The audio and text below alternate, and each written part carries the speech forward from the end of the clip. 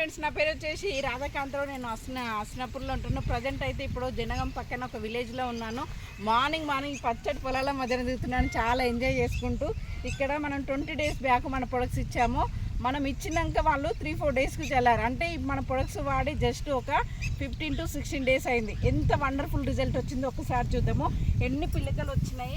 1 2 3 4 5 6 7 8 9 10 11 12 13 14 15 16 17 18 19 20 21 22 23 24 25 26 27 28 29 30 31 32 just 16 డేస్కి మనకి 32 పిలకలు వచ్చినాయి. ఇంకా టైం చాలా ఉందన్నమాట. దాదాపు 60 పిలకల వరకు కూడా రావచ్చు.